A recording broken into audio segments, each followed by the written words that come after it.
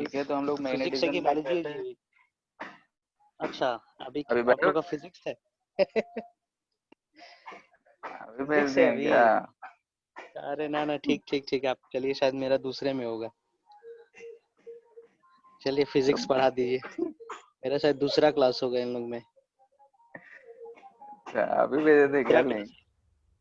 हाँ ना ना, लिंक सब आदमी ग्रुप में बना है इसे। ठीक है, पढ़ाई रहुआ, हम अगला क्लास ले हम। हाँ, हमारा दूसरा होगा। पढ़ाइए चलिए आप। ठीक है। सेकेंड, हाँ सेकेंड वाला आपका है।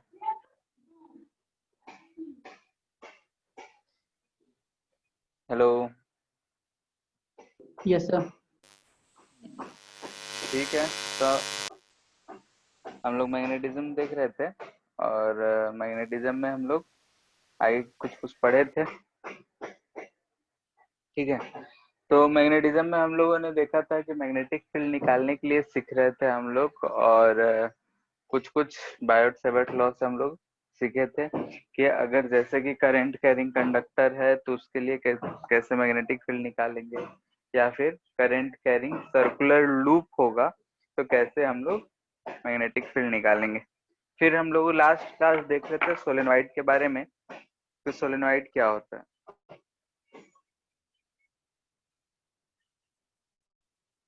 ठीक है, तो सोलेनोइड के बारे में हम लोगों ने देखा था कि अगर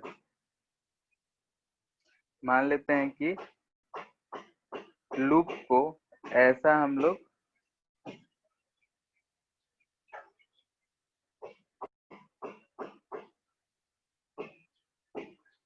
बना के रखते हैं तो इसको हम लोग बोलते हैं सोलेनोइड। इसको किसी बैटरी से कनेक्ट कर देंगे तो इसमें करंट जाएगा, और ये करंट कैरिंग कंडक्टर की तरह बिहेव करेगा, करंट कैरिंग लूप की तरह बिहेव करेगा, और ये एक मैग्नेट की तरह बिहेव करता है। अगर करंट इधर से इधर जाएगा तो हम लोग इसको फेस क्लॉक रूल से हम लोग आसानी से बता सकते हैं कि हम इधर से जब देख रहे हैं इसको, तो हमको क्लॉकवाइज दिख रहा है, यानी कि ये साउथ की तरह ट्रीट करेगा और इस वाला पोर्शन नॉर्थ की तरह। और बोले थे कि हम लोग इसको ऐसा एक बार मैग्नेट की तरह ट्रीट कर सकते हैं। इसको हम लोग बोलते हैं टेम्पोररी मैग्नेट। ठीक है, टेम्पोररी मैग्नेट या फिर इलेक्ट्रोमैग्नेट। ठीक है, यानी कि जो सोलेनोइड फॉर्म होता है इस चीज से हम लोग टेम्पोररी मैग्नेट या इलेक्ट्रोमैग्नेट बना सकते हैं। और हम लोग लास्ट क्लास डिस्कस भी करे थे कि परमानेंट मैग्नेट और टेम्पोररी मैग्नेट में क्या डिफरेंस। परमानेंट मैग्नेट होगा तो उसका मैग्नेटिक फील्ड, यानी हम बोल सकते हैं कि उसके दोनों पोल्स जो होंगे वो फिक्स होंगे, उसका स्ट्रेंथ फिक्स होगा, और हम उसमें मैग्नेटिक फील्ड को बढ़ा घटा नहीं सकते। लेकिन इसमें हम लोग करंट का डायरेक्शन चेंज करेंगे तो इसमें पोल्स का डायरेक्शन चेंज हो जाएगा। अभी जिधर साउथ दिख रहा है उधर नॉर्थ दिखेगा, और जिधर नॉर्थ दिख रहा है उधर साउथ दिखेगा। करंट का मैग्नीट्यूड अगर बढ़ाएंगे घटाएंगे तो इसमें मैग्नेटिक फील्ड स्ट्रेंथ का मैग्नीट्यूड भी बढ़ेगा और घटेगा। साथ में अगर हम करंट इसमें ऑफ कर दे तो ये मैग्नेटिक प्रॉपर्टी पूरा लूज कर जाएगा, यानी कि जब हम चाहें तो ये मैग्नेट की तरह बिहेव करेगा, चाहे तो बिहेव नहीं करेगा, डिपेंडिंग ऑन करंट। तो अब हम ये चीज जानते हैं कि ऐसा बिहेव करेगा, और इसमें जो मैग्नेटिक फील्ड होगा ये हम जानते हैं कि नॉर्थ की तरफ से इन करता है और साउथ की तरफ से इन करता है और नॉर्थ की तरफ से निकलता है। और अंदर का बात करें, यानी कि इसके अंदर में अगर देखते हैं तो साउथ टू नॉर्थ की तरह ऐसा होता है। तो हमारे इस केस में जो है बाहर वाला कैलकुलेट करना थोड़ा कॉम्प्लिकेटेड होता है, लेकिन अंदर में जो मैग्नेटिक फील्ड हमको दिख रहा है वो यूनिफॉर्म मैग्नेटिक फील्ड है।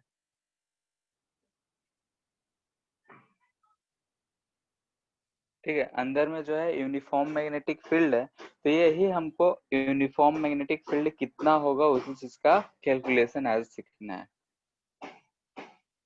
तो कैलकुलेशन ऑफ मैग्नेटिक फील्ड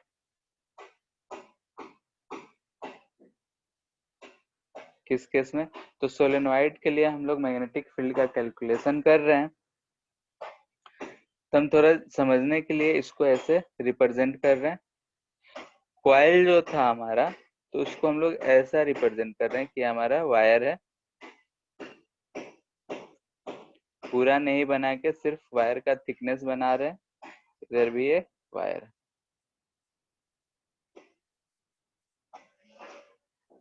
ठीक है।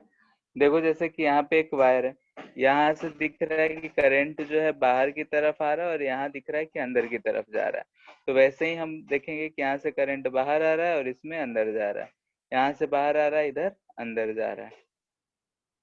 तो ऐसा हम रिप्रेजेंट कर रहे हैं ताकि हमको समझने में थोड़ा आसानी हो। ऊपर वाले पोर्शन को हटा के हम सिर्फ डायरेक्शन दिखा रहे हैं कि ये सब जो है वायर रिप्रेजेंट कर रहा है, और ऊपर वाले एंड से करंट जो है बाहर निकलता हुआ दिख रहा है और नीचे वाले एंड से करंट अंदर जाता हुआ दिख रहा है। जैसा कि इस केस में हमको दिख रहा है यहाँ पे कि यहाँ से करंट बाहर निकलता हुआ दिख रहा है और इस पे इन होता हुआ दिख रहा है, ठीक है। तो हम सिर्फ ऊपर और नीचे वाले पोर्शन का डायरेक्शन दिखाने के लिए ही रख लिए हैं, बाकी ये हमको वायर ही रिप्रेजेंट कर रहा है। हम मान लेते हैं कि ये जो इसका है सेंट्रल एक्सिस है, इसी एक्सिस पे किसी पॉइंट पी पे हमको फाइंड करना है कि यहाँ पे पॉइंट पी पे मैग्नेटिक फील्ड क्या होगा। इस केस में हम लोग इनसाइड में ही फाइंड करते हैं, बाहर फाइंड करते हैं तो बहुत कॉम्प्लिकेटेड हो जाता है, जो हम लोग से नहीं पूछा जाए। भले ही कुछ रिलेशन पूछ दिया जाए कि कौन सा ज्यादा है कौन सा कम है, तो हम लोग देखेंगे कि कैसे करेंगे। फिलहाल की बात यह है कि अंदर में यूनिफॉर्म मैग्नेटिक फील्ड होता है और वो कितना होगा ये हमको फाइंड करने के लिए पूछा जाए। मान लेते हैं कि इसका लेंथ जो है L है, टोटल नंबर ऑफ टर्न्स जो है N है। टर्न्स करने का मतलब कि कितना बार हम इस पे वायर लपेटे हुए हैं, कितने बार कॉइल किए हुए हैं, तो N है। तो एक टर्म हम लोग डिफाइन करते हैं N, यानी कि number of turns per unit length, ठीक है। पर यूनिट लेंथ का बात हो रहा है नहीं कि एक यूनिट में कितना होगा, तो इसको हम N/L कह सकते हैं कि total number of turns divided by total length, ये हमको देगा number of turns per unit length, ठीक है। ये चीज है कि प्री है कि अगर मान लेते इतने नंबर ऑफ टर्न्स हैं तो ये हम आराम से निकाल सकते हैं कि कितने नंबर ऑफ टर्न्स एक यूनिट लेंथ में होंगे, और उसको हम स्मॉल n से रिप्रेजेंट कर रहे हैं। अब मान लेते हैं कि ये जो एक ऐसा हम दोनों एंड को अगर ड्रॉ करें तो यहाँ से वर्टिकल लाइन से ये एंगल मान लेते हैं कि बीटा है और ये एंगल अल्फा है, ठीक है। यानी कि अगर एल लेंथ देख रहे हैं तो पी पॉइंट से अगर हम दोनों एंड पे ऐसा ड्रॉ करेंगे तो एक को बोल रहे हैं बीटा और एक को बोल रहे हैं अल्फा। ये एंगल ये पॉइंट पी फॉर्म कर रहा है। ये जो हमारा कॉइल बन रहा था इधर, तो इसका रेडियस मान लेते हैं कि ये आर है, ठीक है। जो कॉइल हमारा बन रहा है नहीं कि वायर का जो रेडियस है वो आर है। अब हमको क्या करना है कि इसके कारण मैग्नेटिक फील्ड निकालना है। तो ऑफ कोर्स हमको दिख रहा है कि यहाँ पे ये जो चीज है ये बन रहा है कॉइल से, तो हम ऐसा एलिमेंट चूज करेंगे जो हमको कॉइल ही मिले। तो कॉइल ही मिले तो हमको एक रिंग शेप का चूज करना पड़ेगा। तो हम कैसे चूज करेंगे, तो उसको नेक्स्ट फिगर में चूज कर रहे हैं, ठीक है। इसमें कर सकते हैं थोड़ा सा, चलो दूसरा फिगर ही बना लेते हैं, गंदा हो जाएगा।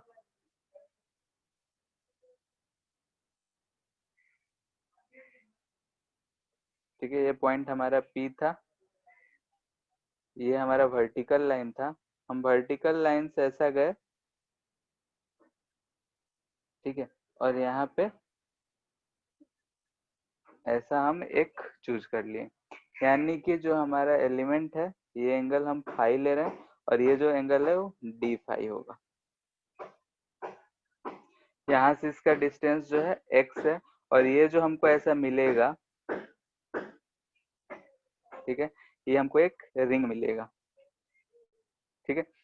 जैसे कि हम ये इस ऊपर वाले फिगर में देखें तो हम समझ सकते हैं कि हम हो सकता है कि यहाँ से किसी एंगल पे जाए और यहाँ पे एक ऐसा रिंग बना है, ठीक है। तो इसी चीज को हम यहाँ पे नीचे रिप्रेजेंट कर रहे हैं कि अगर हम ये रिंग बनाए हैं तो कैसे बनाए हैं, तो इसको दो एंगल ऐसा मिला, तो एंगल फाई पे गए हैं, फाई से एक डी फाई एलिमेंट पे गए हैं और वहां से इसको हम बनाए हैं। इतने बात में कोई दिक्कत है बोलो? ये बात समझ में आना चाहिए कि हम क्या किए हैं। तो यहाँ से सिंपली हम क्या किए हैं कि यहाँ से सर दो, सर हाँ हाँ बोलो। वो नीचे वाला कंडीशन फिर से बताया सर। देखो जैसे कि ऊपर वाला केस समझ में आया, यस सर। ठीक है, ये अल्फा है। अब अगर मान लेते हैं कि हमको एक जो है ऐसा रिंग, यानी कि हमारा जो कॉइल है ऐसा बना हुआ है जैसे ऊपर में है, ऐसा है, तो हम यहाँ से एक अगर हम छोटा सा पोर्शन लेना चाहते हैं रिंग का, तो हम इस पोजीशन से कैसे लेंगे, तो यहाँ से हम एक लाइन लिए, यहाँ से एक दूसरा लाइन लिए, तो हमको यहाँ पे इतना थिकनेस का मिलेगा और उसको ऐसा हम घूम लिए, ठीक है, तो ये हमको ऐसा कॉइल मिलेगा यहाँ पे, बोलो। उसी चीज को यहाँ पे भी हम ऐसे रिप्रेजेंट कर रहे यस हैं, सर। तो हम 3D में नहीं 2D में ही बनाना चाह रहे थे, तो ऐसा हमको एक रिंग मिलेगा, ये वाला पोर्शन, यस सर। ठीक है। तो ये यस हमको सर। अब कैसा मिल रहा है, ध्यान से देखें, तो ऐसा एक रिंग मिल रहा है जो कि एक्सट्रेक्ट x दूरी पे यहाँ से पॉइंट P है, ऐसा ही मिल रहा है। ठीक है। Yes sir. इसमें से करंट कितना बह रहा होगा, I बह रहा होगा, ठीक है, और क्योंकि हाँ I ही सब में है, इसमें जो dx ये थिकनेस है, तो इसमें नंबर ऑफ टर्न सब का बात करें, तो नंबर ऑफ टर्न्स का बात करें, तो यहाँ x पे जाके इसको हम dx थिकनेस भी बोल सकते हैं, तो dx थिकनेस का है, तो हम इसको बोल देते हैं नंबर ऑफ टर्न्स, n है number of turns per unit length, और यहाँ पे dx, क्या यही टोटल नंबर ऑफ टर्न्स हो जाएंगे इसके लिए,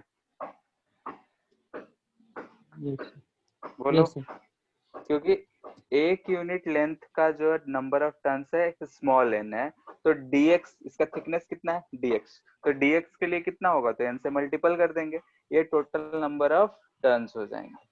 तो इस एलिमेंट के लिए अगर हम ये जो छोटा सा एलिमेंट यहाँ पे देख रहे हैं या फिर यहाँ देख रहे हैं या फिर ऊपर वाले फिगर में देख रहे हैं, इसके लिए अगर यहाँ पे हम dB लिखेंगे तो क्या लिखेंगे, तो ध्यान से देखो,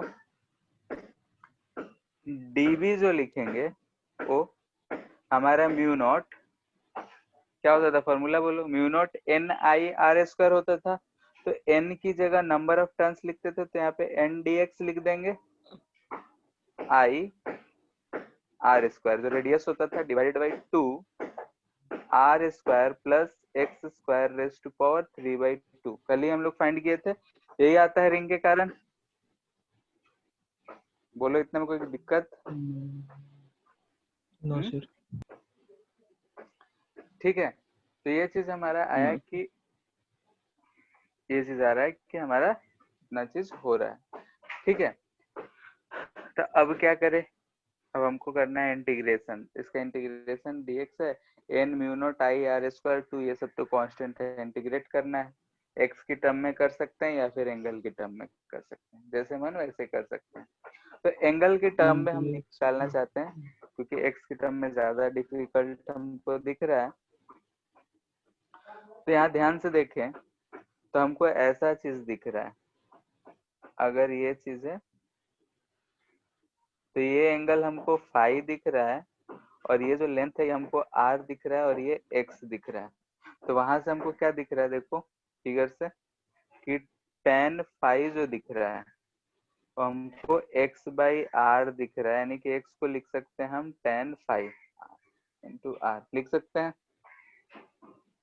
अब x को ये से लिख लेंगे, तो यहाँ से dx हमको आ जाएगा r sec² phi d phi, ठीक है। इससे होगा क्या कि हमारा क्वेश्चन थोड़ा आसान दिखने लगेगा, कैसे, इसमें पुट कर देते हैं इन दोनों के वैल्यूज को, ये हम कह रहे हैं कि फ्रॉम फिगर,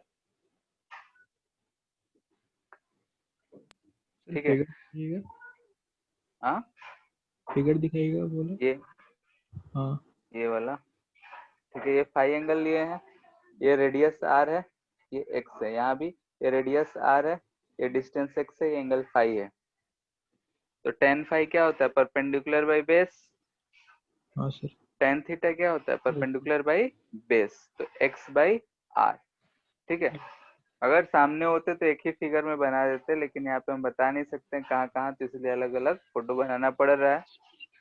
ठीक है, तो tan phi equal to x by r, तो x यहाँ से आ जाएगा r tan थीटा, और हम लोग जब भी ऐसा पुट करते हैं तो अगर डिफ्रेंशिएट करेंगे तो dx equal to r tan phi का डिफ्रेंशिएशन sec स्क्वायर फाई और d फाई, इसमें दोनों को एलिमिनेट कर देते हैं, जो कॉमन है कांस्टेंट है उसको तो हम बाहर ले ले रहे हैं, इंटीग्रेशन आएगा, यहाँ dx का वैल्यू है sec square phi d phi divided by, नीचे अगर देखो तो आर स्क्वायर, एक्स को अगर हम रख दें तो ये हो जाएगा r square tan square phi 3/2, यही होगा। ठीक है, तो यहाँ से देखो ध्यान से, नीचे से हम क्या कॉमन निकाल सकते हैं, आर क्यूब कॉमन दिख रहा है क्या, यहाँ से आर स्क्वायर है 3/2 है, तो आर क्यूब कॉमन हो जाएगा, तो हम उसको बाहर ले सकते हैं।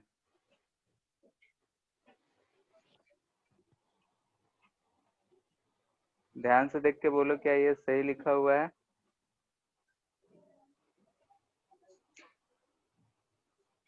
बोलो। Yes sir. यहाँ से आर स्क्वायर कॉमन लेंगे, उसका पावर 3/2 है, तो 2 कट जाएगा, बचेगा क्यूब, तो क्यूब बाहर आएगा, तो ये दोनों आपस में गया। 1 प्लस टेन स्क्वायर थीटा कितना होता है,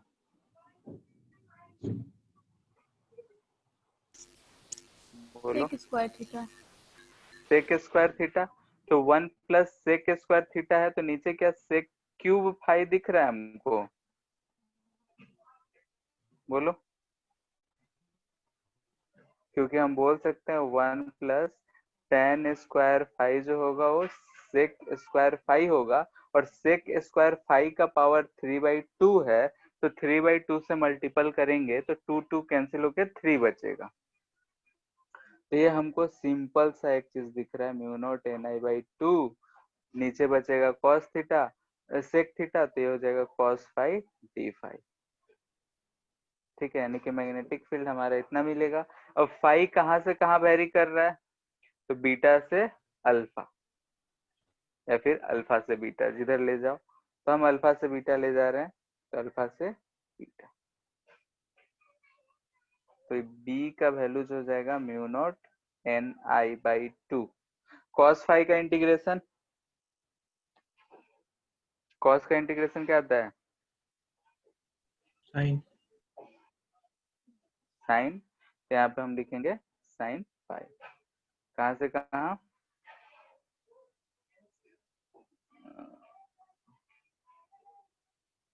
अच्छा कहाँ से कहाँ ले जा रहे हैं, यहाँ पे एंगल है, ये अल्फा एंगल है, ये बीटा एंगल है, तो इधर से इधर ले जा रहे हैं, तो या तो हमको, ठीक है, यहाँ से हम मेजर करें हैं तो इधर की तरफ जाएंगे तो या तो माइनस अल्फा से प्लस बीटा जाएगा, क्योंकि डायरेक्शन एक उल्टा है, तो यहाँ पे हम लिख देंगे माइनस अल्फा बीटा, तो हमको क्या मिल जाएगा, b equal to mu naught ni/2 sine beta plus sine alpha. ठीक है, यानी कोई भी ऐसा पॉइंट दिया रहेगा, अगर उस पॉइंट पे एंगल हमको पता रहेगा, तो हमारे लिए जो एग्जाम में है उसके लिए फॉर्मूला ही इम्पोर्टेंट है, डेरिवेशन उतना ज्यादा इम्पोर्टेंट नहीं है, लेकिन डेरिवेशन से हमको कहानी समझ में आता है कि क्या करें हैं, डायरेक्ट फॉर्मूला भी लिखा के क्वेश्चंस करा देते तब भी चलता, फिर भी यहाँ पे हम कराएं डेरिवेशन इसलिए ताकि कुछ समझ में आए कि हम कर क्या रहे हैं, कहाँ से वो आया है, कैसे आया है, ये बात अगर हमको क्लियर रहता है तो छोटे छोटे जो क्वेश्चंस होते हैं उसको करने में हमको दिक्कत तकलीफ नहीं होता है। ठीक है, तो यहाँ से हमने देखा कि ऐसा पुट करके इसको सॉल्व किया तो इतना आ रहा है। अब अगर हमसे कहा जाता है कि सोलेनोइड के सेंटर पे, फॉर लॉन्ग सोलेनोइड,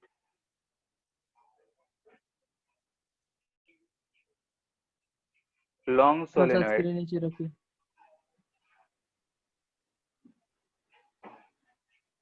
और नहीं सर ठीक है। लॉन्ग सोलेनोइड का कहने का मतलब हमको ये मिलेगा कि बहुत लंबा है, ठीक है, बहुत लंबा, या फिर उसका जो वायर का जो क्या कहते हैं रेडियस है वो बहुत कम है। ठीक है, हमारा पेन जितना लंबा भी बहुत लंबा माना जा सकता है। अगर उसका थिकनेस बहुत कम है तो उसके सेंटर से देखो तो अल्फा और बीटा हमको 90 ही दिखेंगे। हो गया इतना यस दोस्त? सर। यस सर हो गया सर। ठीक है, जैसे हम लॉन्ग सोलेनोइड या इन्फिनिटी का बात करते हैं, किसी भी चीज का, इनफाइनाइट वायर, इनफाइनाइट सीट, तो ये सब क्या होता है, बहुत बड़ा होता है कि छोटा चीज भी इनफाइनाइट हो सकता है, डिपेंडिंग ऑन कि हम कहाँ से मेजर कर रहे हैं। तो बहुत लंबा कहने का तात्पर्य यही होगा कि इनफाइनाइट सोलेनोइड है। वो इनफाइनाइट होने के लिए बहुत बड़ा भी हो सकता है, यहाँ से जहाँ हम बैठे हैं वहां से दिल्ली इतना लंबा हो, या फिर उसका रेडियस एकदम छोटा सा हो और वो 2 मीटर भी रहेगा। तो यहाँ से अगर देखेंगे तो ये वाला एंगल हमको 90 के आसपास दिख रहा होगा, यानी कि अगर 1 मीटर का भी लंबा हो और उसका रेडियस बहुत कम हो तब भी वो लॉन्ग सोलेनोइड ही कहलाएगा। खैर, इससे बात समझ में आना चाहिए कि लॉन्ग सोलेनोइड कह रहा है, इसका मतलब ये कहना चाह रहा है वो कि जो हमारा सोलेनोइड है वो कंपैरेटिवली बहुत लंबा है, यानी कि जो भी पॉइंट ले रहे हैं उससे। तो इसके लिए एट सेंटर पे, यानी कि एट सेंटर, इसके लिए अगर हम पहला बोल रहे हैं कि पी जो पॉइंट है वो सेंटर पे, यानी कि बहुत लंबा सोलेनोइड था, इसके यहाँ पे सेंटर पे है, बीचों बीच, बहुत लंबा है, बहुत लंबा है। यहाँ से अगर हम ये एंगल देखेंगे, अगर ये बहुत लंबा चला गया तो बीटा का वैल्यू कितना होगा और अल्फा का वैल्यू कितना होगा, जल्दी से बता दो। 90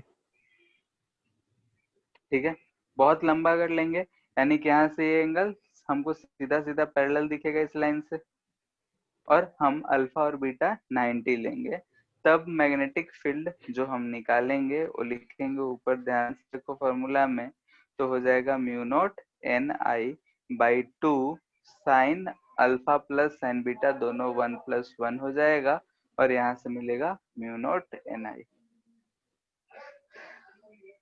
ठीक है, तो B जो होगा हमारा होगा म्यू नॉट एन आई।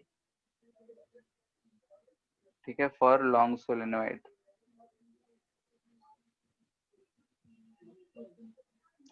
यहाँ दिख रहा है कि म्यू नॉट भी फिक्स है, एन भी फिक्स है और करंट भी फिक्स है, तो यहाँ से दिख रहा है कि ये कांस्टेंट है, यानी कि यूनिफॉर्म हम कर सकते हैं। यूनिफॉर्म में अगर एक सोलेनोइड है उसमें करंट आई पास कर रहा है और हम वायर उस पर लपेट चुके हैं तो एन फिक्स ही है, करंट जितना पास करेंगे उतना ही है, और ये म्यू नॉट ही। ठीक है, इसी का कर बी केस देखते हैं। P is at one end। ठीक है,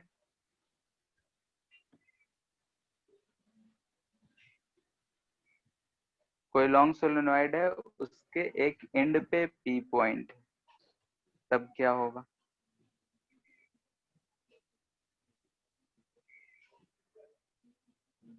यानी कि P अब हमारा यहाँ है, तो यहाँ से हम एंगल मेजर कर रहे थे, तो ये तो हमको बीटा मिला, अल्फा दिख ही नहीं रहा है, इस केस में अल्फा तो 0 हो जाएगा और बीटा कितना हो जाएगा, लॉन्ग है तो 90 डिग्री।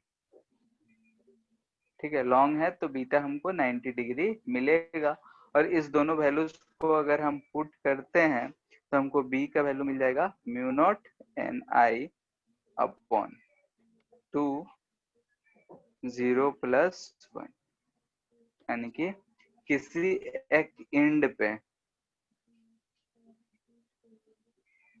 जो उसके सेंटर पे होगा उसका आधा मिलेगा।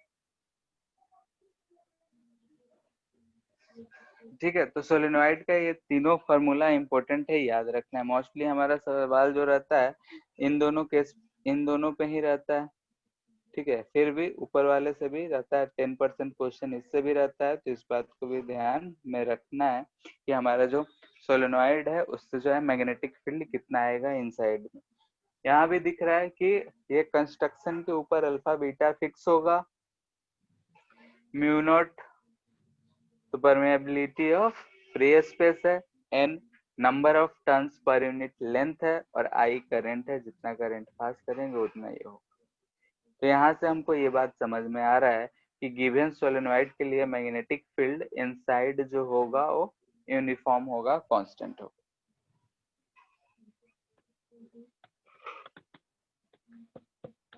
इतना बात में कोई दिक्कत बोलो? No sir.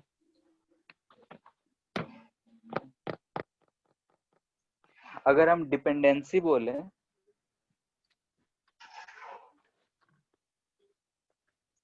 ऑफ बी, ठीक है, मैग्नेटिक फील्ड का अगर हम डिपेंडेंसी बोलते हैं तो किस किस चीज पे डिपेंड करेगा बताओ? हम कैसे, या तो डिपेंडेंसी बोल सकता है या फिर बोलेगा कि इसका मैग्नीट्यूड हम कैसे बढ़ा सकते हैं। क्या हम number of current in the loop बढ़ा देंगे तो बढ़ जाएगा बताओ? Yes sir. Yes sir. ठीक है। सेकेंड, नंबर ऑफ टर्न्स अगर हम नंबर ऑफ टर्न्स बढ़ा दें तब भी हो जाएगा। ठीक है, टोटल टर्न्स बोले या टर्न्स पर यूनिट लेंथ बोले,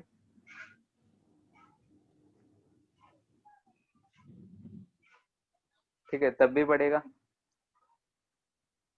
ठीक है, और क्या कैसे कर सकते हैं? थर्ड, तो बीच में अगर हम सॉफ्ट आयरन कोर,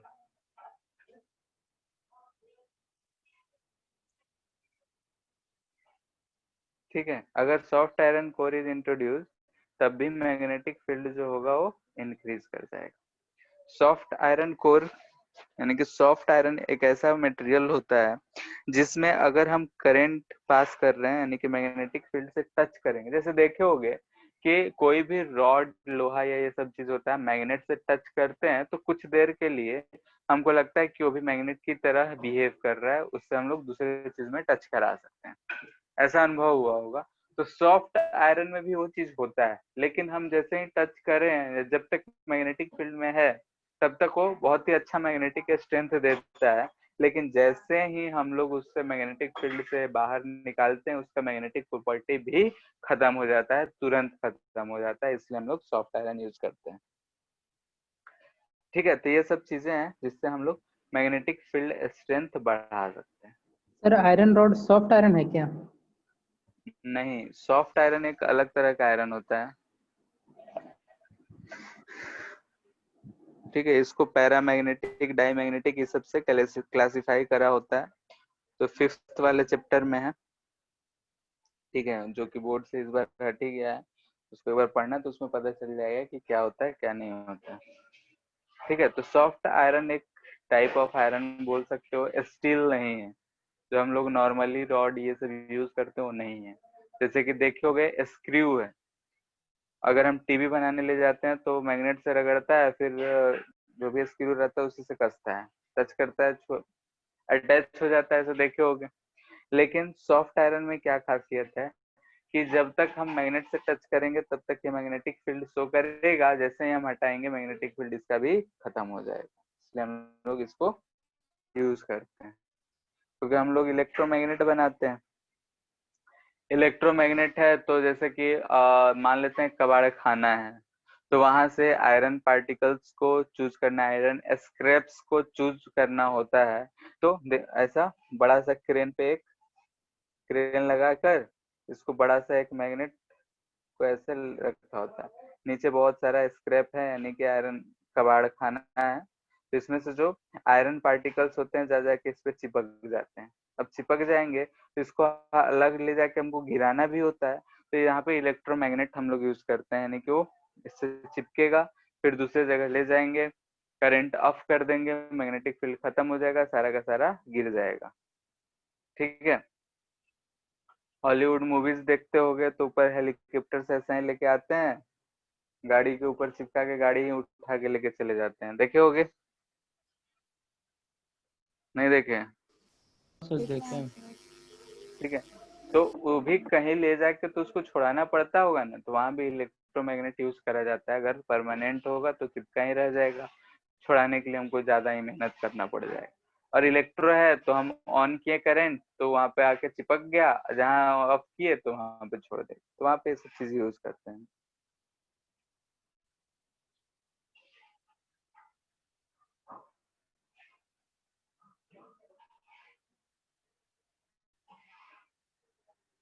ठीक है, इसी पे बेस्ड एक क्वेश्चन देते हैं। ठीक है, सोलेनोइड है, लेंथ दे रखा है 0.4 मीटर, डायामीटर है 0.6 मीटर,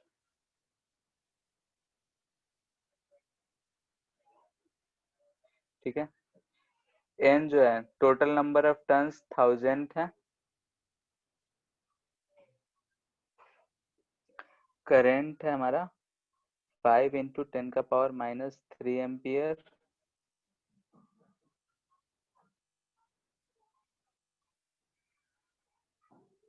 फिर बोल रहा है कि find magnetic field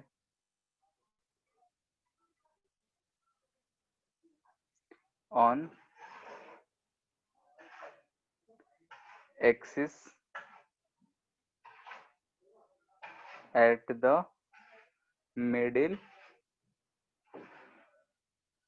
and at the ends। ठीक है, ऐसा दे रखा है, बोल रहा है कि हमको मिडिल और एंड पे कितना होगा वो फाइंड करके बताना है। सर लेंथ 0.4 मीटर है बस। हाँ,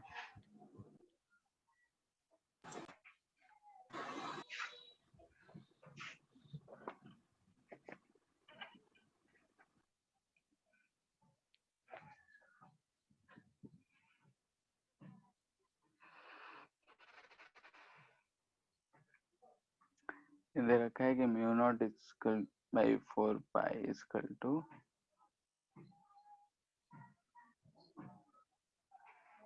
ये वैसे भी हम लोग जानते हैं।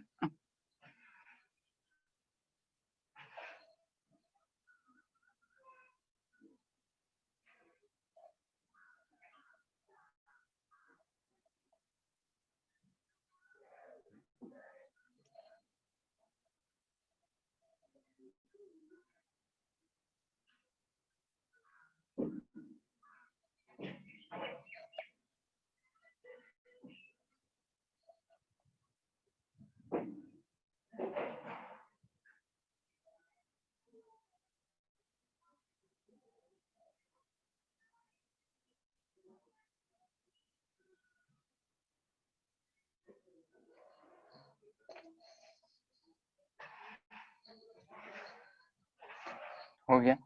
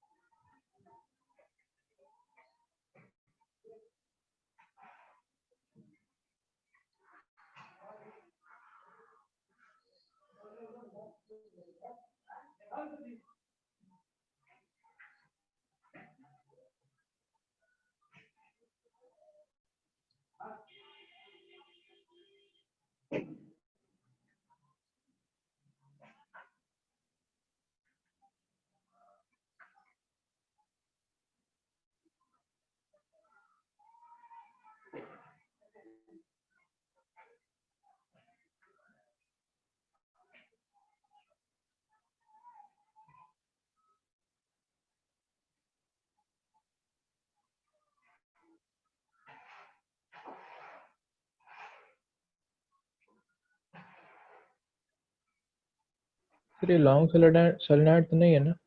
नहीं, लॉन्ग नहीं है, डायमीटर इसका रेडियस इसके लेंथ से ज्यादा है। इसमें अल्फा बीटा ज्योमेट्री से कैलकुलेट करना पड़ेगा, क्योंकि हम लोग अल्फा बीटा के टर्म में फॉर्मूला डिराइव कर रहे हैं। बी जो होता है वो हमारा μ0 Ni/2 sine alpha plus sign beta होता है। तो साइन अल्फा और साइन बीटा हमको साइन यहाँ पे दिख रहा है कि इधर भी ये 0.2 सेंटर के लिए और ये 0.3 है, तो अल्फा और बीटा तो सेम होंगे। अब साइन अल्फा साइन बीटा कितना होगा?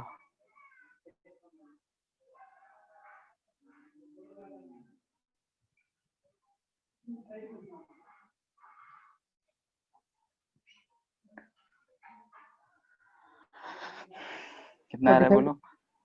45 कैसे आएगा? यहाँ से 0.2 है, ये 0.3 है, तो यहाँ से देखो, तो ये जो इसका हाइपोटेनियस है, हाइपोटेनियस आ जाएगा अंडर रूट 0.2 का स्क्वायर प्लस 0.3 का स्क्वायर, तो यह आ जाएगा 1.3 का अंडर रूट। ये आ रहा है ना? नहीं, 4 रूट अंडर 13/10 ये आ रहा है। ठीक है, 2/10 लिख सकते हैं, यानी कि 4/100 प्लस 9/100, यानी कि 9×4 = 13, 13/100, तो रूट अंडर 13/10 आ रहा है। तो साइन, इसमें अगर ये अल्फा है तो इसको देखो कि ये वाला इसका बेस होगा, ये इसका हाइपोटेनियस है। ठीक है, तो sine alpha equal to sine beta हमको दिख रहा है, और वो क्या दिख रहा है? तो 0.3/√13/10, सर यानी कि 3 बाई 0.13 रूट होना चाहिए ना। 0.13 कैसे होगा? देखो, अंडर रूट 0.2 का स्क्वायर प्लस 0.3 का स्क्वायर है, यानी कि इसको हम लिख सकते हैं 4/100 प्लस हाँ 9/100 लिख सकते हैं। 13/100। तो रूट अंडर 13/100, रूट में निकालेंगे तो ऊपर 13 आ जाएगा, 100 का रूट क्या आएगा? 10। सर हम अंकुला रूट में पूरा इसलिए गलत मैंने। तो पूरा है तो कैसे आ जाएगा? डायरेक्ट नहीं ना लिख सकते हैं। नहीं ठीक है, तो ये चीज कैलकुलेशन में देखोगे तो ये चीज आएगा। तो 3/√13 आ रहा है, तो यहाँ पे ध्यान देखो, दोनों इक्वल है, 2 कट जाएगा, म्यू नॉट NI और इंटू 3/√13। ठीक है, n का वैल्यू कितना हो जाएगा? तो 1000 टर्न्स है, टोटल लेंथ 0.4, तो ऊपर 10 जाएगा, 4 2500 ये आ रहा है, 2500 टर्न्स 1 मीटर में आएगा पर मीटर। ठीक है, 1 मीटर में 2500, 0.4 में 1000, 0.8 में 2000, तो 2500 आया। म्यू नॉट का वैल्यू पता है, आई का वैल्यू पता है, लिख के सॉल्व कर लेना है। तो फर्स्ट के लिए बी कितना हो जाएगा? ये फर्स्ट के लिए सॉल्व कर रहे हैं, तो बी हो जाएगा हमारा म्यू नॉट। म्यू नॉट यानी कि 4 pi into 10⁻⁻7 into n 2500 into I, 5 into 10⁻³ divide into 3/√13।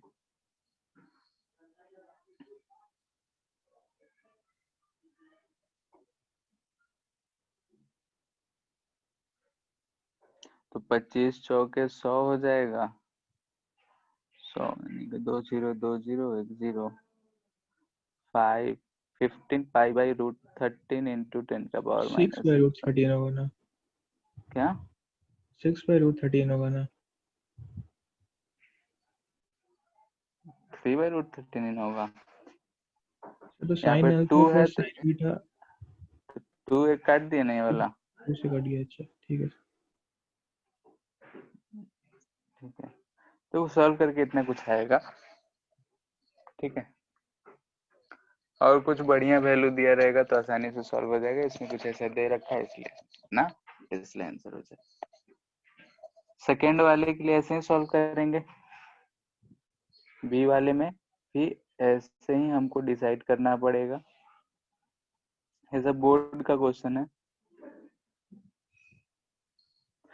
ठीक है, बी वाले में हमको ऐसा डिसाइड करना पड़ेगा, तो ये दिख रहा है 0.4, और ये हमारा बीटा है, तो यहाँ पे ये 0.4, ये 0.3। ठीक है, तो इसमें कितना आ जाएगा, इसमें तो लग रहा है कि आ जाएगा आसानी से, ये वाला लेंथ आ जाएगा हमारा √9/100 प्लस 16/100 यानी कि 25/100 का रूट यानी कि 5/10, 0.5। ठीक है, तो ये तो आसानी से हमको दिख रहा है 0.5।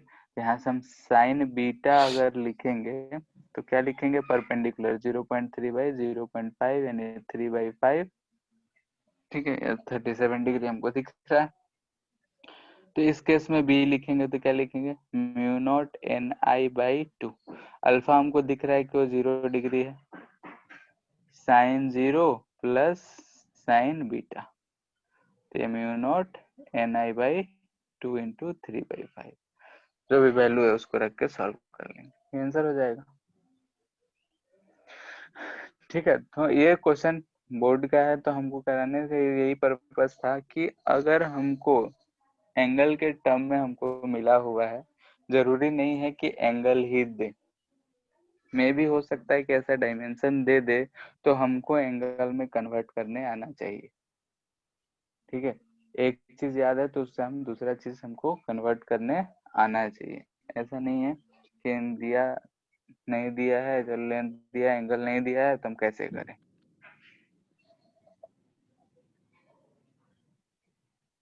ठीक है, और ये बात समझ में आया।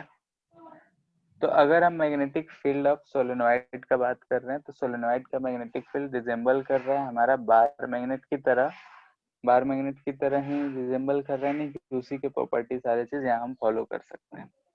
अंतर क्या होगा, तो हम इसमें नॉर्थ और साउथ का डायरेक्शन चेंज कर सकते हैं, लेकिन अगर हम बार मैग्नेट मिल जाए तो उसमें नॉर्थ साउथ चेंज नहीं कर सकते, इसमें हम अपने अनुसार करंट बढ़ा घटा सकते हैं, तो इसलिए हमको फायदा मिलता है।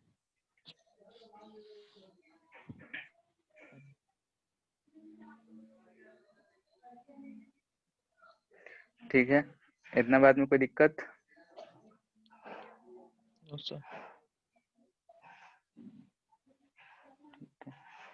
तो नेक्स्ट जो पढ़ते हैं हम लोग वो पढ़ते हैं एम्पियर्स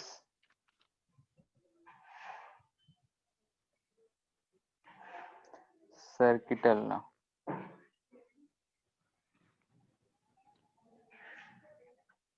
ठीक है, ये जो है सिमिलर टू गॉस। ठीक है, जो गॉस लॉ हम लोग यूज करते थे वैसा ही सिमिलर है, जो हम लोग गॉस लॉ यूज करते थे वैसा ही सिमिलर टू सिमिलर ये भी है, एम्पियर सर्किटल लॉ। थोड़ा सा का डिफरेंस है, और ये हम लोग मैग्नेटिक फील्ड ही, इसका एप्लीकेशन जो है मैग्नेटिक फील्ड निकालने के लिए होता है। तो लॉ क्या कहता है उस चीज पे हम लोग देखते हैं। पहले क्या कहता है स्टेटमेंट जो है क्या है वो चीज देखते हैं। तो the line integral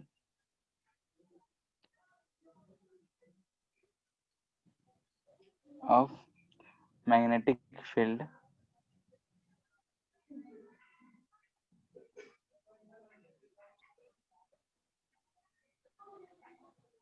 on a closed curve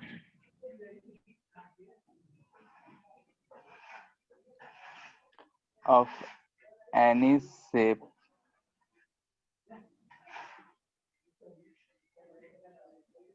is equal to mu0 times charge current।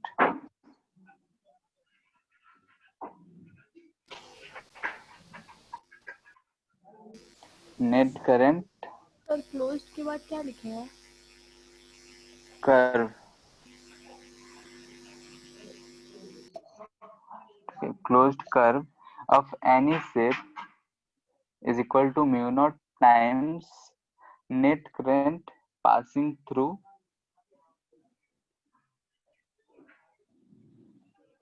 the bounded curve, area of bounded curve लिख सकते हैं।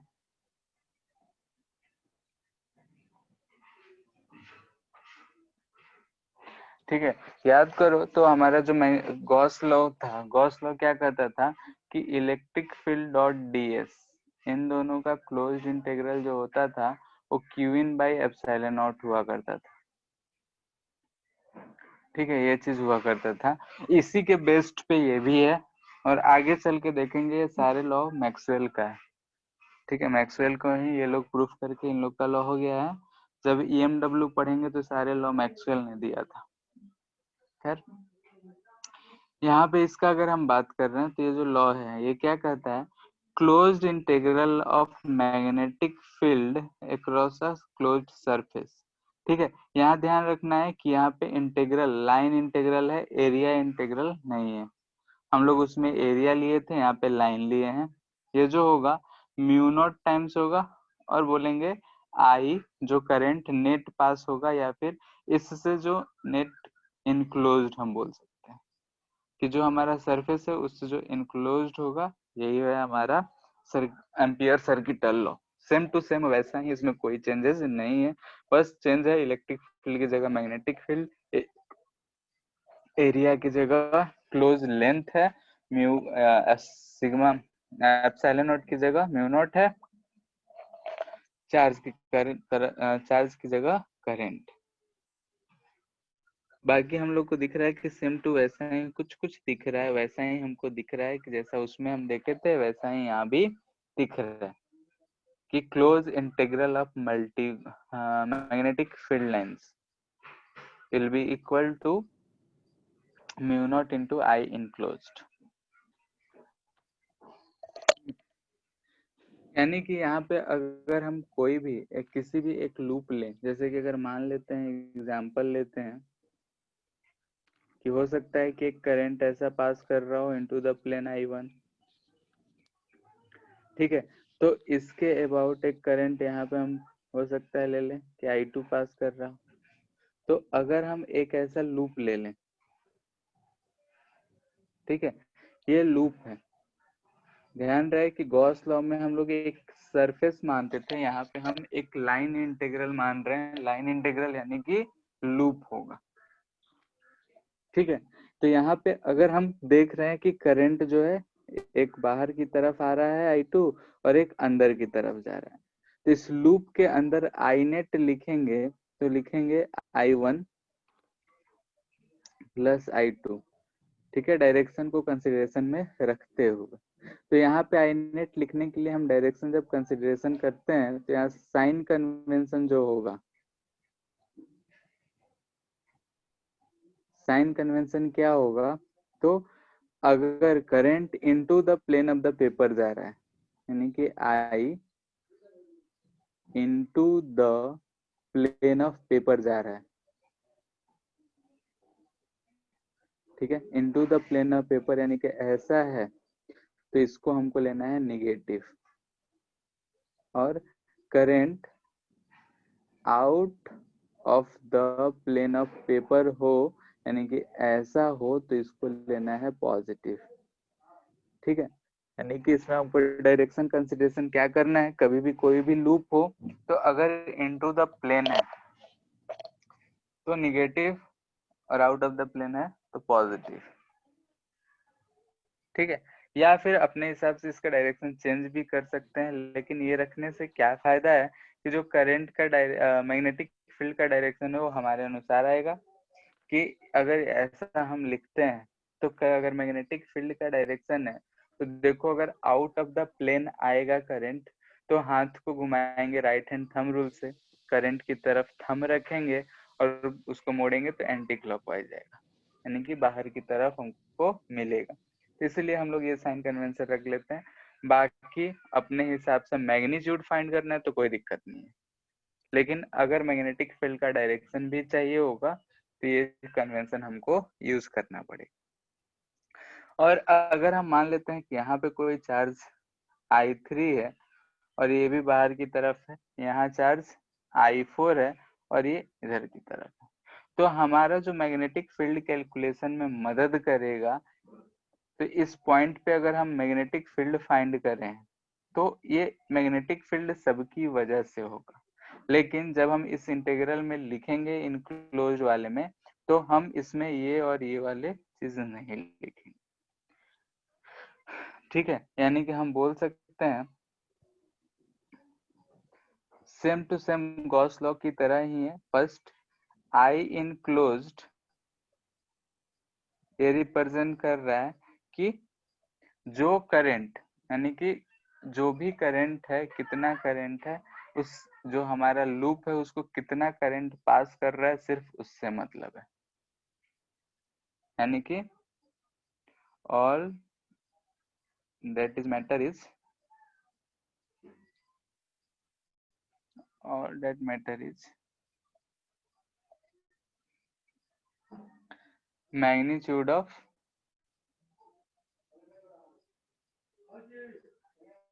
net current crosses the plane of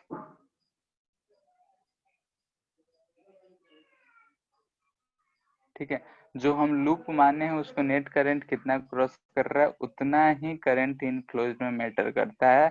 इस लूप के बाहर जो करंट है वो मैटर नहीं करता है। इसी में लिख सकते हैं current outside loop does not considered in I enclosed. ठीक है, आई इनक्लोज्ड में इसको हम कंसिडर नहीं करेंगे। सेकेंड पॉइंट और इम्पोर्टेंट पॉइंट कि मैग्नेटिक फील्ड जो हम इसके लिए कैलकुलेट कर रहे हैं, तो magnetic field will be for whole current distribution. किसी भी पॉइंट पे अगर हम मैग्नेटिक फील्ड फाइंड कर रहे हैं तो सारे के सारे करंट डिस्ट्रीब्यूशन के कारण होगा, ना कि सिर्फ इनक्लोज्ड के कारण या फिर आउट जो में है बाहर है लूप से उसके कारण। जितने भी करंट अंदर बाहर जो भी है सबकी वजह से ही ये मैग्नेटिक फील्ड होगा। जैसे एक एग्जांपल ले रहे हैं, मान लेते हैं कि यहाँ पे एक I1 है, I2 है, I3 है।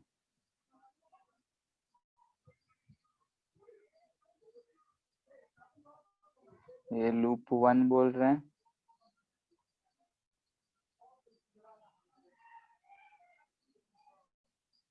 इसको लूप 2 बोल रहे हैं, और सर हाँ सर वो ऊपर वाला स्टेटमेंट नहीं समझ में आया सर, इनक्लोज्ड वाला। बोल रहे हैं कि वही चीज समझा रहे हैं एग्जाम्पल से फिर से। इनक्लोज आई इनक्लोज्ड जो हम इक्वेशन में लिखे हैं उसका मतलब ये होगा कि जितने भी करंट उस लूप को पास कर रहा होगा सिर्फ उसी को डायरेक्शन के साथ लिखना है। ठीक है, जो उस लूप से बाहर होगा, जैसे I4 बाहर है, I3 बाहर है, इसका इसमें कोई लेना देना नहीं होगा, सिर्फ I1 और I2 होगा, जैसा कि हम यहाँ पे लिखे हैं। गॉस लॉ याद है? Yes sir. गॉस लॉ में जब चार्ज डिस्ट्रीब्यूशन हम लोग ऐसे लिखते थे तो जो चार्ज सरफेस के अंदर रहता था क्या वही सिर्फ लेते थे Q yes inside sir. By epsilon not में? तो यस वैसे सर। ही यहाँ करंट जो है लूप के जो अंदर में रहेगा सिर्फ उसी को कंसीडर करना है, बाहर वाले को कंसीडर नहीं करना है। और उसी का एक एग्जांपल कर रहे थे, जैसे कि यहाँ पे 3 लूप्स दे रखे हैं, लूप 1, लूप 2 और लूप 3। तो आई इनक्लोज्ड का ही हम बात कर रहे हैं। फॉर लूप 1 अगर हम लिखेंगे तो क्या लिखेंगे, इनक्लोज्ड। फॉर लूप 2 क्या लिखेंगे, और आई इनक्लोज्ड फॉर लूप 3 क्या लिखेंगे।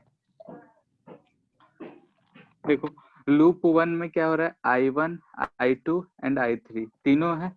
हम बोले कि बाहर की तरफ पॉजिटिव, तो I1 plus I3 minus I2 लिखेंगे। बात समझ में आया? क्योंकि इसके अंदर में तीनों के तीनों करंट हमको दिख रहे हैं। अब लूप 2 का बात कर रहे हैं, तो लूप 2 यहाँ है। लूप 2 के अंदर सिर्फ दिख रहा है हमारा I1, तो यहाँ सिर्फ हम लिखेंगे I1। बाकी दोनों जो है ये दोनों करंट इस लूप से बाहर है, तो उसको हम कंसीडर नहीं करेंगे। बात क्लियर है? वैसे ही अगर हम लूप 3 के लिए बात करेंगे तो लूप 3 में हमको सिर्फ 2 दिख रहा है, I3 और -I2। I1 इसके अंदर नहीं है तो हम उसको कंसिडर नहीं कर रहे हैं। लेकिन अगर हम जो नेक्स्ट पॉइंट लिखे हैं कि अगर इस पॉइंट पे अगर हम मैग्नेटिक फील्ड फाइंड करते हैं तो ये जो है हमारा मैग्नेटिक फील्ड यहाँ पे लूप 1 में आ रहा है तो तीनों के कारण दिख रहा है। लेकिन अगर हम वही यहाँ पे मैग्नेटिक फील्ड फाइंड कर लें इस पॉइंट पे, तो इस पॉइंट पे भी मैग्नेटिक फील्ड जो होगा वो तीनों करंट्स की वजह से होगा, ना कि सिर्फ I1 की वजह से होगा। भले ही हम इक्वेशन में लिखने के लिए सिर्फ I1 यूज कर रहे हैं, लेकिन मैग्नेटिक फील्ड जो होगा वो सबकी वजह से होगा।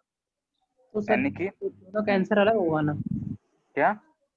तो सर अगर उसकी वजह से भी कुछ इफेक्ट होगा तब तो कुछ चेंजेस होगा ना उसमें आंसर में? किसकी वजह से, नहीं समझे। सर आप बोल रहे हैं ना कि जो लूप के अंदर है उसको हम लोग सिर्फ लेते हैं करंट में, तो फिर जो बाहर वाला से कुछ इफेक्ट पड़ता है तब तो कुछ चेंजेस होगा ना उसमें? चेंजेस होगा, लेकिन जैसे हम मैग्नेटिक फील्ड कैलकुलेशन का बात कर रहे हैं तो मैग्नेटिक फील्ड में कोई चेंज नहीं होगा। ठीक है, मैग्नेटिक फील्ड उस पॉइंट पे अंदर वाले और बाहर वाले सबकी वजह से आएगा।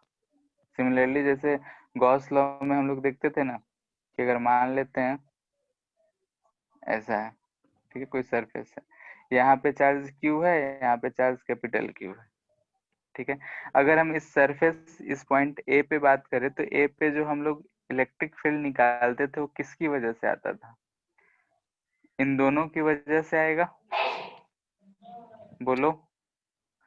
लेकिन अगर हम Q in by epsilon not लिखते हैं तो सिर्फ क्यू अंदर वाला ही लिखेंगे ई डॉट डी एस में। Yes sir. तो यहाँ इलेक्ट्रिक फील्ड जो आ रहा है वो किसकी वजह से? सबकी वजह से। जैसे कि हम लोग इनफाइनाइट सीट के लिए निकालते हैं तो ऐसा हम लोग मान के सॉल्व कर लेते हैं। ठीक है, सिर्फ इसी चार्ज की वजह से ना निकालते हैं यहाँ पे, लेकिन बोलते हैं कि सारे चार्ज की वजह से ही है। यानी कि जो हम एक टर्म जो हम नहीं बोलना चाह रहे अभी कि फ्लक्स मैग्नेटिक फ्लक्स भी होता है, तो मैग्नेटिक फ्लक्स सबकी वजह से डिपेंड करेगा। लेकिन मैग्नेटिक फील्ड का बात होगा तो मैग्नेटिक फील्ड सिर्फ मैग्नेटिक फील्ड जो होगा टोटल जो करंट डिस्ट्रीब्यूशन है उसकी लिए डिपेंड करेगा। लेकिन जब हम आई इनक्लोज्ड फॉर्मूला में ये वाला पुट कर रहे हैं तो यहाँ सिर्फ अंदर वाले को ही पुट करेंगे। ठीक है, यानी कि इसको अलग लैंग्वेज में बोल सकते हैं कि इन integral B dot D L, जो बी डॉट डी एल है इसमें जो मैग्नेटिक फील्ड है इज ऑलवेज, ठीक है, द टोटल मैग्नेटिक फील्ड। ये हमेशा जो होगा टोटल मैग्नेटिक फील्ड होगा। ठीक है, at each point of loop, किसी भी लूप के अगर हम जो भी मान रहे हैं तो इस पॉइंट ऑफ लूप पे जो होगा वहां पे टोटल मैग्नेटिक फील्ड जितना आएगा वो चीज होगा। ठीक है, यानी कि जो फील्ड होगा कुछ अंदर जो चार्ज अंदर जो करंट है उसकी वजह से प्रोड्यूस होगा, कुछ जो बाहर करंट है उसकी वजह से प्रोड्यूस होगा। हम जानते हैं कि ये करंट कैरिंग वायर है तो यहाँ पे कुछ ना कुछ मैग्नेटिक फील्ड प्रोड्यूस करता है, जो हम लोग निकाल चुके थे, mu naught I upon 2 pi r. ठीक है, इनफाइनाइट था तो mu naught I upon 2 pi r आया था। इसकी वजह से भी यहाँ होगा, इसकी वजह से भी यहाँ होगा। तो जो मैग्नेटिक फील्ड होगा वो सिर्फ I1 की वजह से नहीं होगा बल्कि I1, I2, I3 की तीनों की वजह से होगा। लेकिन जब हम उधर की तरफ आई इनक्लोज लिख रहे हैं तब सिर्फ अंदर वाला लिख रहे हैं, तो यहाँ पे कंफ्यूजन होता है, इसीलिए हम इस बात को क्लियर कर दे रहे हैं। सवाल पूछता है, ठीक है, कि जो हम इस फॉर्मूले से मैग्नेटिक फील्ड निकालते हैं वो मैग्नेटिक फील्ड क्या सिर्फ इनसाइड वाले करंट की वजह से होगा या सबकी वजह से होगा या सिर्फ बाहर वाले की वजह से होगा? तो किसी भी लूप के अंदर जो करंट है उसके कारण भी पार्शियल होगा, जो बाहर है उसके कारण भी पार्शियल होगा। यानी कि हम कह सकते हैं कि जो ये मैग्नेटिक फील्ड आएगा ये ओवरऑल टोटल करंट डिस्ट्रीब्यूशन की वजह से आएगा। ठीक है, कोई एक पार्टिकुलर केस के लिए, पार्टिकुलर लाइन के लिए, पार्टिकुलर लाइन ऑफ करंट के लिए नहीं होगा, बल्कि जितने भी चार्ज डिस्ट्रीब्यूशन करंट डिस्ट्रीब्यूशन आसपास में दिए होंगे सबकी वजह से होगा। ठीक है, गॉस लॉ में भी यही एप्लीकेबल है, वहां भी यही चीज था, यहाँ भी वही चीज। ठीक है, तो दोनों जगह ये सवाल पूछे जाते हैं, तो इस बात को कंफ्यूजन में नहीं रखना है कि जो मैग्नेटिक फील्ड है वो सिर्फ अंदर वाले करंट के कारण है। मैग्नेटिक फील्ड किसी भी पॉइंट पे फाइंड करेंगे तो सबकी वजह से। यानी कि अगर हम इसी में ये पॉइंट ले लें, ये पॉइंट ए है, तो magnetic field at point A जो होगा वो I1, I2 एंड I3 तीनों की वजह से होगा, ना कि सिर्फ ये लूप 3 पे है यानी कि I2 I3 अंदर है तो सिर्फ I2 I3 की वजह से नहीं होगा, बल्कि I1 की वजह से भी वहां कुछ ना कुछ इफेक्ट होगा। और ये जो मैग्नेटिक फील्ड है वहां पे टोटल जो आया है, ठीक है, टोटल जो आया है वो लिखा गया, और टोटल क्या होता है, जितने भी आसपास में दिख रहे होंगे सबकी वजह से इफेक्ट। ठीक है, तो इस बात को हमेशा ध्यान में रखना है। और ये जो हम लिख रहे हैं ये बोलते हैं हम लोग एम्पियर सर्किटल लॉ। इसमें कुछ भी ज्यादा कुछ नहीं होता है, बहुत ही छोटा कंसेप्ट है। गॉस लॉ से अगर थोड़ा बहुत भी आता है तो इसमें कोई भी दिक्कत नहीं होगा। ठीक है, इतना बात में कोई दिक्कत? No sir. ठीक है, यहाँ पे और अगर हम बोलें तो अगर हम बोले कि बी डॉट डी एल अगर जीरो है तो इट डज नॉट इम्प्लाई कि मैग्नेटिक फील्ड जीरो है। ठीक है, इस बात को फिलहाल के लिए याद रखना है, इसका एक्सप्लेनेशन हम बाद में देंगे। अगर integral of B dot D l zero है इसका मतलब बी जीरो है, ऐसा स्टेटमेंट गलत है। हो सकता है मे बी सही है, मे बी, लेकिन हमेशा सही हो ये गलत है, ये स्टेटमेंट गलत है। क्यों? क्योंकि B dot D l zero, जैसे कि अगर हम मान लेते हैं कि ऐसा, ठीक है समझना, एक करंट ऐसा ऊपर से नीचे गया और एक करंट ऐसा जा रहा है। ठीक है, अगर हम इस पॉइंट का बात करें, इस पॉइंट P पे, तो ध्यान से सोचो कि इस वाले वायर के कारण यहाँ पे कुछ मैग्नेटिक फील्ड होगा, बोलो, और इस वायर के कारण भी यहाँ पे मैग्नेटिक फील्ड होगा, यानी कि magnetic field at point P जो होगा वो नॉन जीरो होगा। लेकिन अगर ये भी I है ये भी I है तो I इनक्लोज्ड इस केस में अगर हम लिखेंगे, इस लूप के कारण I इनक्लोज्ड अगर लिखेंगे तो एक ऊपर जा रहा है एक नीचे जा रहा है तो ये जीरो दिख रहा है। ठीक है, तो वही स्टेटमेंट यहाँ लिखा हुआ है कि ये जीरो है, इसका मतलब ये नहीं कि मैग्नेटिक फील्ड जीरो है, इसका मतलब ये भी हो सकता है, मे भी हो सकता है, जीरो होगा तो जीरो हो ही जाएगा, लेकिन यहाँ पे ये भी हो सकता है कि आई इनक्लोज्ड जो था वो जीरो हो, यानी कि जो लूप हम माने उसमें से नेट करंट जो है वो जीरो पास कर रहा है, ये भी हो सकता है। ठीक है, तो इसलिए अगर कभी हमको ऐसा स्टेटमेंट दिखे कि integral of B dot D l zero implies that B is zero, तो ऐसा सही नहीं, मे भी हो सकता है, मे भी हो सकता है, लेकिन हमेशा के लिए बात करा जाए तो ऐसा जरूरी नहीं।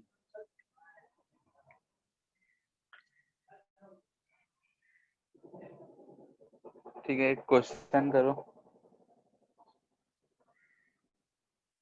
Find integral B dot D l for loops L1, L2, L3 in the figure.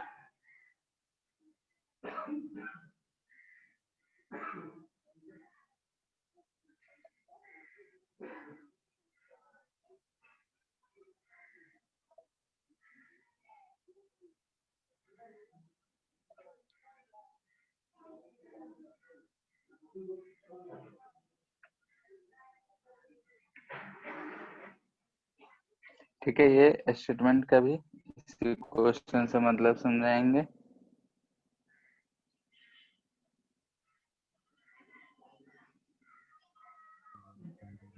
दा क्या लिखे सर एस से? दा के बाद क्या? The sense of DL, vector DL. ठीक है, डीएल जो हमारा वेक्टर क्वांटिटी है ना, तो फिगर में मेंशन्ड है, ये कहना चाह रहे हैं।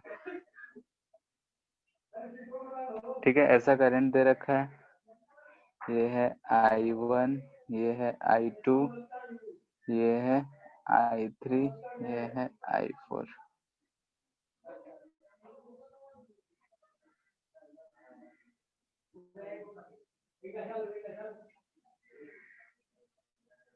ये है L2,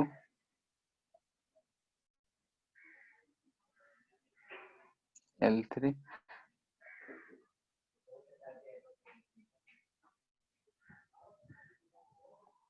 ये है हमारा L1, L2, L3 ऐसा दे रखा है। बोल रहा है कि तीनों के लिए निकालना है इंटीग्रल b डॉट dl का वैल्यू। dl यहाँ वेक्टर फॉर्म यूज कर रहे हैं, तो dl जो है वेक्टर फॉर्म है, तो ये ऐसा डायरेक्शन दिखाया गया। ठीक है, तो dl के लिए भी वेक्टर फॉर्म के लिए नोट करके लिख लो, साइन कन्वेंशन फॉर dl। जो dl वेक्टर होगा उसके लिए साइन कन्वेंशन एंटी क्लॉकवाइज अगर दिखेगा तो पॉजिटिव, और क्लॉकवाइज दिखेगा तो ये होगा निगेटिव। खैर हमको इस सवाल में लिखना है।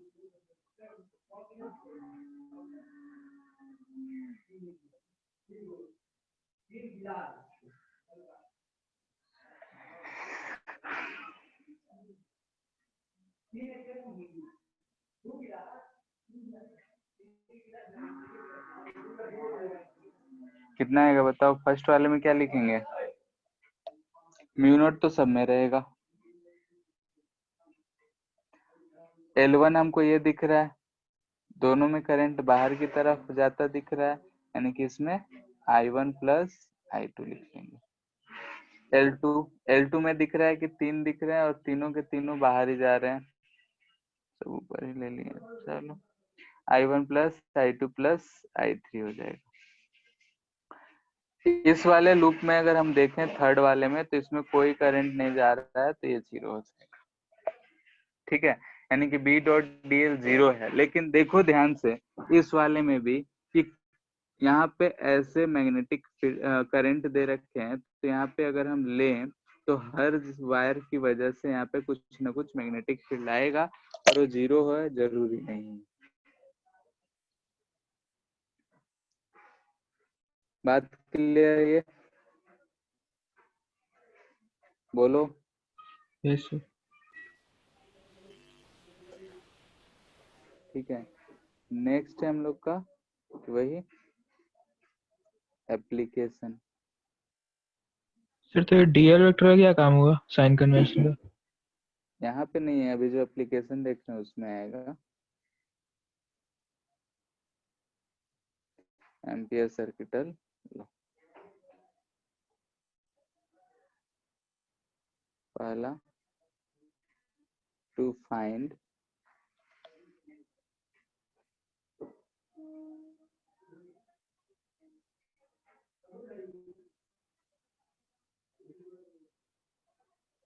और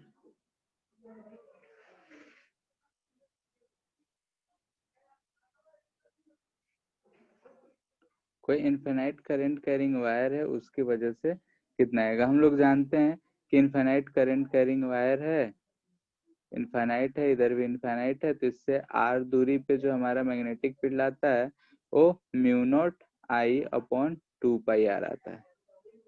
ठीक है, देखते हैं इससे आता है कि नहीं। तो हमारा ये वायर हो गया, यानी कि इनफिनाइट है, इसमें करंट हम ऊपर की तरफ ऐसा हम I मान लिए। सबसे पहले तो हम इसमें अब लूप कैसे चूज करें, तो हमेशा लूप ऐसा चूज करना है कि सिमेट्रिकल हो, चारों तरफ से बराबर है। तो हम यहाँ से r दूरी पे फाइंड करना है, तो r दूरी पे जाके एक ऐसा हम सर्कल एज्यूम कर लिए, यानी कि सर्कुलर मान ली। सर्कुलर मानने से क्या दिखेगा कि हम हर जगह r दूरी पे ही हैं, और ऐसा हम इसका डायरेक्शन मान लिए। तो डायरेक्शन मानने से हमको यहाँ पे ये फायदा होगा कि डीएल लेंथ इधर की तरफ आएगा, इससे जो मैग्नेटिक फील्ड है, ठीक है, आई क्रॉस डीएल, अगर आई क्रॉस डीएल का बात करें तो डीबी जो है यहाँ पे डीबी भी इसी डायरेक्शन में मिलेगा। दिख रहा है? करंट अगर देख रहे हैं तो हमारा डीएल और डीबी दोनों सेम डायरेक्शन में, यानी कि इनके बीच का जो एंगल है थीटा, अगर हम बोल रहे हैं angle between dl and B, तो यहाँ पे हमको 0 डिग्री दिख रहा है। तो इससे क्या होगा कि अकॉर्डिंग टू एम्पियर्स लॉ, अगर हम बोलें एम्पियर्स लॉ से अगर देखें, तो हम लिख सकते हैं integral B dot D l equal to mu naught into I enclose. तो यहाँ पे सिर्फ आई ही दिख रहा है। बी डी एल के बीच में एंगल 0 डिग्री, तो हम इसको लिख सकते हैं B integral d l cos of 0 degree. Integral से बाहर इसलिए निकालिए क्योंकि सब जगह आर दूरी पे है, आर दूरी पे है तो बी कांस्टेंट आएगा, ये म्यू नॉट आई होगी, be constant eight same distance. अगर हम यहाँ पे सर्कल की जगह और कुछ माने होते तो बी को कांस्टेंट नहीं मान सकते थे, तो इसीलिए हम यहाँ पे सर्कुलर माने। अब ये cos 0 1 होता है, डीएल का इंटीग्रेशन, तो बी डीएल इस जो सर्कुलर लूप है इसका इंटीग्रेशन करेंगे तो आएगा 2 पाई आर रेडियस है तो 2 pi R mu naught into आई। तो यहाँ से हमारा जो बी आ गया वो आ गया mu naught I upon 2 pi r, same आया जो इसके लिए आया था। ठीक है, तो एम्पियर सर्किटल लॉ हमारा जो होगा इंटीग्रेशन से बचाता है, इंटीग्रेट करने से बचाता है, डायरेक्टली हम इससे सॉल्व कर सकते हैं। जैसा कि गॉस लॉ था वैसा ही यहाँ भी है। इतना बात क्लियर है? Yes sir. ठीक है, तो एम्पियर्स लॉ से ही नेक्स्ट क्लास में कुछ क्वेश्चंस और करेंगे, जैसे कि हॉलो वायर रहेगा, करंट कैरी करेगा तो कितना आएगा, फिर सॉलिड वायर होगा तो क्या आएगा, वो सब चीजें हम लोग देखेंगे। और उसके बाद फिर देखेंगे कि मैग्नेटिक फील्ड से अगर कोई चार्ज पार्टिकल है तो फोर्स ये सब कितने लगेंगे, तो फोर्सेस का कैलकुलेशन, यानी मैग्नेटिक फील्ड का लगभग खत्म हो गया तो फिर फोर्स कितना लगेगा, क्या लगेगा, वो सब चीजें देखेंगे। ठीक है, तो नेक्स्ट क्लास में हम लोग इससे आगे शुरू करेंगे कि अगर कोई भी हॉलो करंट कैरिंग कंडक्टर है या सॉलिड करंट कैरिंग कंडक्टर है तो उसमें से कैसे हम मैग्नेटिक फील्ड फाइंड कर सकते हैं इसको यूज करते हुए। ठीक है, ठीक है, ठीक, ठीक है, फिर आज इतना ही रहने देते हैं। सर इस चैप्टर में और कितना क्लास लगेगा? इसमें तो अभी लगेगा ही, अभी तो फोर्स कैलकुलेशन बाकी है, फोर्स आएगा, फिर मैग्नेटिक डाइपोल आएगा, बहुत कुछ है, फिर दो वायर्स के बीच में फोर्स आएगा, मतलब मान के चलो 5 लेक्चर आसपास, साइक्लोट्रॉन ये सब चीज आएगा। क्यों? नहीं सर, ऐसा ही पूछे बस। ठीक है, अभी तो इसमें बहुत चीज बचा हुआ है, ये खत्म हो जाएगा तो फिर ईएमआई शुरू करेंगे।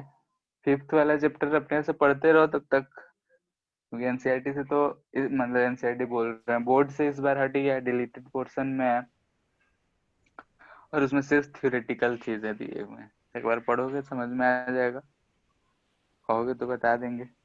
ठीक है, नीट एनसीईआरटी से के भी हट हिसाब, सकता है क्या? अब देखो जैसे कि ये उम्मीद लगाया जा रहा है कि इस साल जो 12th बच्चा पढ़ा है वो चीज पढ़ा ही नहीं है, तो अगले साल नीट कैसे जो लिखेगा।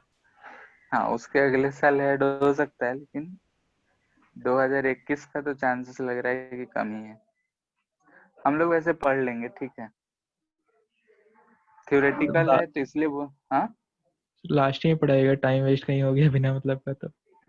हाँ, मतलब वो चीज तो है ही, पहले भी जैसे कि इसी साल नहीं, हर साल यही चीज चलता है कि वो चैप्टर लास्ट में ही पढ़ाया जाता है, ठीक है, जिसमें अर्थ मैग्नेटिज्म, पैरामैग्नेटिज्म, ये सब चीजें दी रखी है, पूरा थ्योरेटिकल चीज है, ठीक है।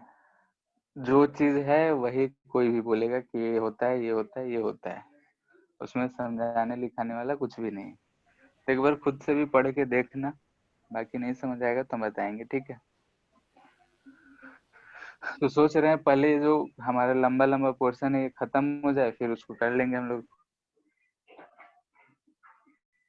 ठीक है। हाँ सर। ठीक है, फिर एंड करते हैं।